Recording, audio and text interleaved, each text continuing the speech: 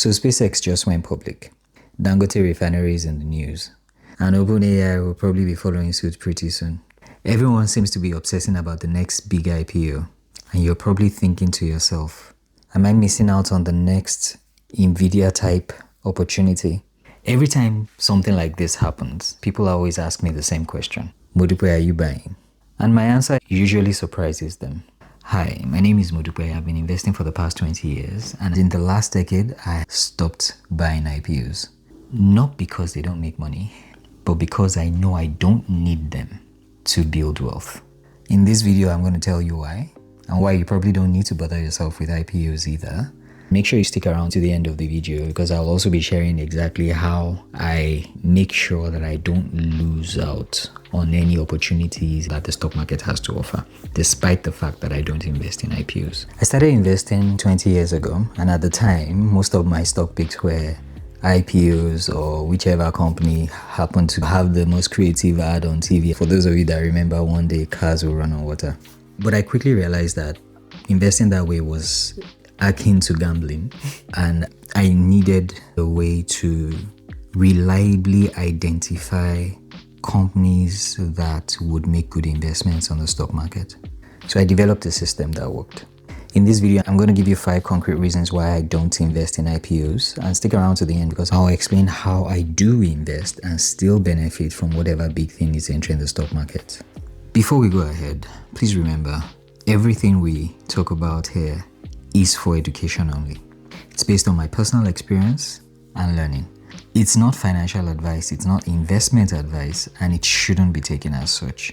Investments in the stock market can and do go up and down, and you can lose all your money. Now, with that out of the way, let's answer the question up front. Do you need to invest in an IPO to make money from the stock market? The answer is simple, no. I don't. You don't have to.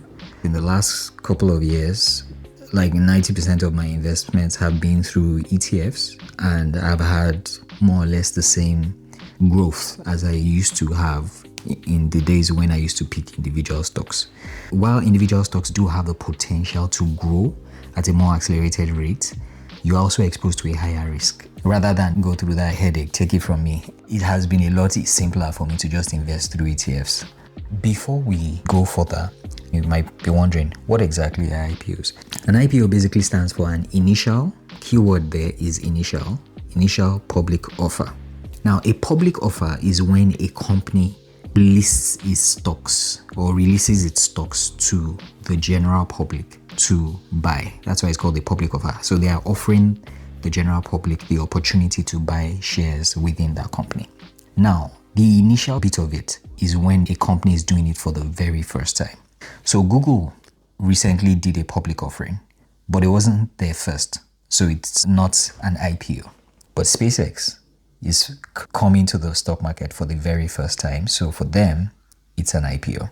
Now, that distinction is important and we'll get to it later. But the next question you might be asking is, why do companies do IPOs at all? Now, the first obvious reason is they use it to raise capital, right? If more people buy their shares, they have access to more direct cash from the public. But the second and probably more important reason why companies do IPOs in particular, is that's usually the only way, or one of the few ways, that early investors in the company, both the founders of the company and early investors in the company, can take out cash or take out their cash, recoup their investments from the company. A couple of years ago, I invested in Invest Engine, right? They did some crowdfunding on Crowdcube, and I put in some money. Now, that investment is locked. The company has been growing and been doing well since they've been sending reports and so on. But I can't take that money out until either they are bought over by another company that buys out early investors, or they're listed on the stock market and then their shares are now available for sale. But I can go on the platform, I see what the shares are worth according to them and what my investment is worth. But that money is not accessible to me right now. It's the same thing with private equity investors. So people that invest in a company early, one of the ways that they can get their money out, recoup their investment with some profit, is when the company lists on the stock market through an initial public offer. So that's the second reason why companies do IPOs. And we'll talk more about that. So what exactly has been happening? SpaceX recently launched an IPO, and the value of that IPO is basically the largest that the stock market globally has seen ever since they started tracking these things. The last time a company said and was valued that much, when it was listing, was valued at about 1.8 trillion, right? Roughly $2 trillion. That's $2,000 billion, right? 1,000 billion times $2. That's the value that has been attributed to SpaceX in this IPO. The last time a company was listed with that kind of valuation was probably like 7 years ago with Saudi Aramco, which was an oil company, right? So that's making waves. And then you also have Dangote Refinery, which at the moment is the largest oil refinery in Africa, right, in the entire continent. And they've also announced that they'll be listing in the stock market by the end of 2026. And people have asked me, should they buy, should they key in? People are interested in that as well. And then you also have AI. There's practically no conversation that is complete in this age and time, whether it's about investments, work, anything, if you haven't mentioned AI, right? So you have companies like Anthropic, OpenAI, Perplexity AI, all of them have plans to be listed and launch their own IPO in coming months. So what we've seen with SpaceX is just the beginning of it.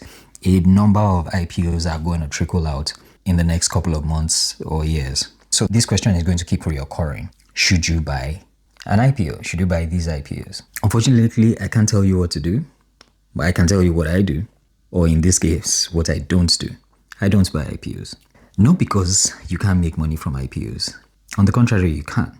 However, because I know for a fact that I don't need to buy IPOs to make money from the market. And I can make more money from the markets without that hassle or taking on that additional risk. So why do I call it a risk? Excellent question. Allow me to elaborate. First of all, the company has not been stress tested in the real market, right? That share price, that valuation that they give you is basically their own estimate of what people should pay for their shares. The market hasn't really set a price. It's the company that is just saying, this is how much we think we are worth. This is how much we think our shares are worth. You don't really know how much the shares of a company is worth until the market sets the price, until it's stress tested. So anybody buying an IPO is basically buying it based on what the company has told you. You don't have any historical pricing data. In a lot of cases, these companies are yet to actually break even or start to make a profit. So it's more or less just vibes. So for instance, we say SpaceX is the biggest IPO ever, bigger than Saudi Aramco. The reason they're saying it's the biggest IPO is because when you multiply the share price by the number of units that the company is supposed to have. Let's say the company has 10,000 units and its share price is 500. That means the company is worth $5 million, right? So that's really what they're estimating. But the price hasn't yet been discovered truly by the market. If it doesn't have a stable price, then that valuation is just an estimate. If you look at some of their documentation, there's no way for you to validate what they're saying until they've been in the market for a while. If you look into the details of the documentation that they submitted, a lot of that valuation is tied around XAI and the future belief that at some point, like 1 billion people in the world will be willing to pay for their services. Maybe they'll have robots and things like that. But when you think about the fact that the companies that were leading the tech race 20 years ago are not the same companies that are leading the tech race today. The industry has grown, right? But it's not the same companies that are leading that industry. So AI in another 20 years could still be great and be making all that money. Would it be SpaceX leading that industry? We don't know. So that's my first reason. The second reason why I don't buy IPOs is that historically, IPOs are overpriced. There was a study that was done years ago where Jay Rita, a professor from the University of Florida, looked at about over 1,000 IPOs. He studied companies that listed through IPOs over a 10-year period. I looked at their performance over that period of time. And what they came to realize was that on average, when you compare a company that has listed as an IPO with a similar company that is already in the stock market, in the same industry, the same size, and you track their performance for the next 3 years, on average, they always underperform the more established companies, which makes sense, right? Because the established company has been in the market for quite a while. The price has been sort of realized, right? So it doesn't drop sharply. It trends normally based on its performance. But the IPO is coming in hot. It's coming in new. The market is yet to know what its true value is. And when it finds its real level, in most cases, it's lower than where it came in. I can use an example. Some 20 years ago, I bought shares in Transcorp. It's a company in Nigeria. It was an IPO. And it listed at about 7 naira per unit. And initially, after the listing, the price went up. The price went up to about 9 naira because there was a lot of hype around it. A lot of people were buying and all that. When it went up to 9 naira, I was feeling like a genius. Like, oh yeah, I'm a genius. I bought this thing at 7 naira. But within a couple of weeks, the price started to drop. The price started to drop gradually and eventually came all the way down to 3 naira, which was less than half. And the interesting thing is, other studies have actually shown that on average, within the first year of an IPO launch, the prices tend to halve, especially for tech companies. The price tends to drop by roughly about 55% within the first year. Transcorp wasn't a tech company, but I experienced something similar with that. And the funny thing is, over time, that price continued to drop. And for a long time, it was closer to 1 naira per share. I got rid of it at some point because I was just tired of seeing it in my portfolio and reminding me that I didn't know what I was doing earlier on. The funny thing is, today, 20 years later, that stock is trading for roughly about 45 naira, which is, fantastic. It's almost 7 times the price it was when it listed. But I would have had to wait 20 years to get to that price. I'd have had to wait over 10 years of it dragging around 1 naira. It was only a couple of years ago that they just revamped the entire company and then the price now came back up. So I would have had to wait close to 15 years to see this growth. Now imagine someone that came in 5 years ago when the price was still dragging around 3 naira. They would have made the same profit I would have made despite the fact that I locked in my money from day one as an IPO. This shouldn't be an issue if you're a long-term investor, but most people that are rushing to buy in a hurry are not thinking long-term. Because if you're thinking long-term, then you don't have to buy from day one. Now, another example is Saudi Aramco, the former biggest IPO that we've had in the stock market. It was also valued at about 1.7 trillion at the time. Today it's trading at roughly 8 to 10% lower than the price it listed in 2019. And when they talk about something being the biggest IPO listing or a huge IPO listing, you have to keep something in mind. It's not the size of the IPO that matters. What matters is how much growth you get on how much money you put in. So for you to make money, it doesn't matter what the valuation is. What matters is that that price of 500 goes up to 510, 550. It has to increase for you to make money. If the price just stays at 500 forever, then you've not really made any money. You've just locked your money in, all right? So you have to think of what's the likelihood that something that is valued so highly will continue to increase in price, thereby increasing its valuation over time. For that to happen, investors must continue to see future growth possibilities in that company, which is always possible, right? So if the AI industry grows and so on and so forth, investors will continue to invest, the price will continue to go up and so on and so forth. But then the other thing to also remember is the fact that an industry is growing doesn't mean that everyone within that industry will grow. There's this survivorship bias because we tend to remember Google IPO, we remember Meta IPO, we remember Amazon IPO. We forget that WeWork also did IPO. Deliveroo also did IPO. There are lots of other companies that did IPOs. The companies are still around, but their price is not as great as it was when they did the IPO. So you have to keep it in mind that it's not every company within a particular sector that grows. That rising tide doesn't automatically lift all boats, right? It's just like in Nigeria, the banking sector has been growing for decades now. Yeah, for decades now, massively growing. But we've also had banks collapse within that sector. We've also had banks taking over, some disappear completely, yet the sector has been growing. Then again, if you look at the tech industry as well, 20 years ago, we had the dot-com bust. We had the dot-com boom and bust, and we've had tech companies grow in that period of time. The industry has grown, companies have grown, but some of companies have also fallen by the way, right? So it's not a given that because AI is growing now, every AI company out there will also grow. So the third reason why I don't buy IPOs is the fact that in a lot of cases, IPOs are basically a way for early investors to get their own investment out of the company, which is not necessarily a bad thing. But in your mind, you're thinking, oh, I can come in now quickly, buy it when it's cheap, and then I'll sell when the price has gone up.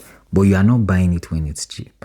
You are buying it when it is at a price that someone else considers profitable enough for them to take their own money out. So the real people that actually bought those shares early are the founders and the private investors or private equity companies that keyed into that company when the company was still growing, and then they've waited years, and now they are coming to the public for the public to pay them for taking that initial risk. And then you that you are buying, you are part of the public because it's a public offering. You are part of that public and you are buying it at that higher price. Now you have to wait for the price to go further up for you to make any money, right? Which is why you have to keep it in mind that you making money from that stock is dependent on the price going up, not because it's valued high. Now you may think that you can just come in, ride that initial buzz. You know, we said, oh, usually the IPO comes in hot, the price goes up a bit, then starts to trickle down over it till it finds its level. So you may want to come in as well, buy it at the IPO price, ride that initial hype, and then take your money out before the price comes down. But the problem is usually there are rules that guard against that, because the stock market administrators are also wise to that. They don't like a scenario where everybody starts to pull their money at the same time, because the thing now crashes like it's a Ponzi. So to avoid those kind of scenarios, in some cases, you have certain minimum holding periods if you buy an IPO.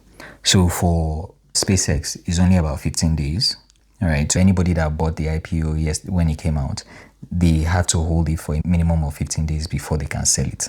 Right. What that does is it makes sure that the price stays stable for the first couple of weeks. In some other companies, it is even longer. Some will say you have to hold it for like 90 days. Some will say 30 days. Now, SpaceX says 15 days.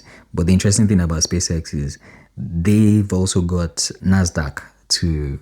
So NASDAQ is the index provider that handles the NASDAQ, which looks at the top 100 non-finance companies in the US. Usually, these are mostly tech companies. Usually, they would wait about a year before they allow a new company that has just listed on the market to be added to that index. But they've adjusted their rules so that within 15 days, a company like SpaceX that is big enough can be added to the listing.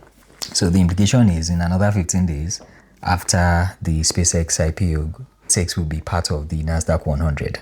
So while for the first 15 days, the people that bought it cannot sell, then by the time they can now start to sell, the index would have already taken over. So that also should help keep the price stable. But because of those rules, someone like me, I would rather just stay away from IPOs and wait for the index if they want to take it over. Because you don't have enough information. As a retail investor, you don't have the full picture. You don't have enough information at that early stage. Now, companies that are listed, public companies, usually make all their books available to the general public, right? So you can check, you see their balance sheets, their profit and loss statements. You have a track record of how they performed over a period of time. But when a company is private, you don't have a full view of all that information. And when they list, they will release some documents out there. But usually, you have a better view after they've been listed for a while and they've submitted audited statements for multiple years. Then you have a clearer view of what their true internal position looks like. Until then, you're again going based on whatever they've told you. So as a retail investor, at that stage, you don't have enough information to make an informed decision. So as far as I'm concerned, buying an IPO would be me making an uninformed decision, which again, I have the experience to back it up that it's not a good idea. And the last reason why I don't do IPOs, and this is the most direct answer, is because one way or the other, if it's a truly good company, when all the information is available, I will still get to buy it. I can still buy it one way or the other. I can either buy it directly, meaning I do the analysis, look at their books, look at their performance over a period of time, and make a decision to buy it at a fair price, at a price that has been market tested. That the market has said, yes, this is what its real value is, not based on what they put in their prospectus. This is what its value is based on what people are paying for it, right? Then I can now buy it, right? That's one option. I can actually make a separate video on how I determine the pricing, because there's so many factors that you could check for. You could look at their price to book ratio, their price to equity ratio. So there's a way that you can actually evaluate whether a company is properly priced, or if it's discounted, or if it's overpriced, and things like that. I could do a video on that. If you're interested in seeing that kind of video, please put a comment below. Now, the other way that I would buy it, if I choose not to do the analysis or check the books, or if maybe it's priced higher than I'm willing to pay for directly, is if it is a good company, one way or the other, it will end up in an ETF that I already own. So for instance, we mentioned earlier that NASDAQ is tweaking their rules so that SpaceX can be listed within the index in the first 15 days after the IPO. Even if they didn't tweak their rule, within a year, they would have been listed on the NASDAQ. The S&P is not changing their own rules. So the S&P 500, which is a bigger index, because NASDAQ looks at the top 100 non-finance companies in the US. S&P 500 looks just at the top 500 companies in the US. Top in terms of their size, their market capital, right? And they have said they're not changing their rules for SpaceX. So the implication is you could have that company on NASDAQ 100 but not listed on S&P 500. And S&P 500 also has its own tech index. So there's an ETF that I used to buy. I think the ticker symbol is IITU. It's S&P 500 Tech Information Technology, right? Basically, it looks at the tech companies within the S&P 500. There are roughly about 100 of them. So it's almost at par with NASDAQ 100, although I think it's cheaper in terms of the TER. So if you want to keep investing in US tech, for instance, as a sector, but you want to wait for the market to test SpaceX, you could invest in that instead of the NASDAQ 100. But the interesting thing is anyone that bought SpaceX directly and is also buying NASDAQ 100 has more or less multiplied their exposure, their risk to that singular company, because that company will still be listed in the NASDAQ 100. So you're buying the IPO, you're also buying an ETF that contains the company. So you are overweighted in your investments in that company, which is an unnecessary risk because you don't know exactly how well the company will perform yet. So that's another reason why I don't stress myself and I don't rush, because I know one way or the other, that company, if it is truly a good company, will end up in one of the ETFs that I already own. If it doesn't end up in S&P 500 or NASDAQ 100, worst case scenario, it will end up in FWRG, which is FTSE All World ETF. It basically tracks the top 3,000 companies in the world, right? If SpaceX does well, it will end up on that list eventually, right? And I will own it. So there's no need for me to burden myself and be chasing that. Which takes me to the other question. How do I make sure that I am continually taking advantage of the opportunities that are in the stock market without me buying individual IPOs when they come out? So there are three things that I usually do. One, I actually buy companies that have a track record. Because what we've said all along is that's the main issue with IPOs. There is no history, there is no track record, there's nothing for you to look at and analyze and say this is a good company to invest in, right? The company will show you their books, but this is not information that the market has tested. But if it's a company that has been listed for a while, that has been traded on the secondary market, that people have bought and sold, the market has tested its price, and the company continues to perform, then I can look at their books, I can look at their financials, I can look at their price and say, oh, this is a fair price for me to buy this company. based on its performance in the last 5 years at least, or 5 to 10 years. So that's what I do. The second thing that I do, which is slightly easier than the first thing, is I buy public offers that are not initial. So, for instance, Google just did a public offering, but it's not an IPO because they've been on the stock market for over a decade now, right? And people had their shares before and all that. Also, Dangote Sugar is offering a rights issue. Now, what's a rights issue? A rights issue is basically like a public offering, but it's only looking at people that already have shares in the company. So I think a couple of years ago, Zenith Bank in Nigeria did something similar where they did a rights issue. And what usually happens in a rights issue is the company is already listed on the stock market, but then they now offer more shares, more primary shares to existing shareholders, but usually at a price discount. Right, so let's say it's trading on the market at $45 per share. They can offer you the same stock directly from the company, but maybe at $40 a share, that kind of thing. So that's a rights issue. So I usually go for things like that. So that's the second thing that I do. And then the third thing, which anybody can do, whether you own individual stocks or you don't own individual stocks, is just ETF and chill, man. ETF and chill. So basically what we talked about just a few minutes ago, buy an ETF that probably would cover that sector that the company you're interested in is playing in. And if the company does perform well, they will end up within your ETF, right? I don't even do sector by sector anymore because sector by sector can be iffy. I just cover a market because sometimes some companies, they are captured incorrectly in terms of how you look at their sector. So let's even take SpaceX as the example. A couple of years ago, you would have said SpaceX was a telecoms company, right? Now they are an AI company. You could look at a company like Tesla. Is it an automobile company or is it an IT company? So sometimes it depends on how the company wants to position itself. So if you say, oh, I want to invest in a sector and I'm hoping this company will be in an ETF that tracks that sector, you might be mistaken.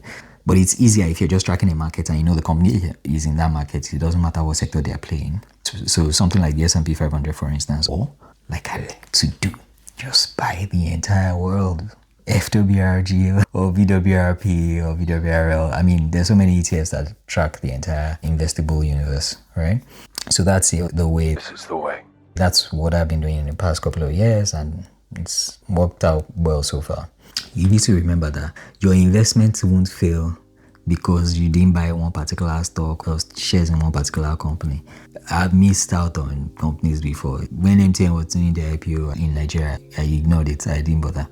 Because I looked at the price and I was like, this thing is too expensive for what I can see of the company in terms of valuation. It's a good company, but the price is just not it. So I would wait for the market to find its level and then I will buy. But your portfolio, your investment plans, your future wealth will not break or scatter because you didn't buy just one company. What can actually scatter your wealth plan is when you break away from the simple principles that we all know.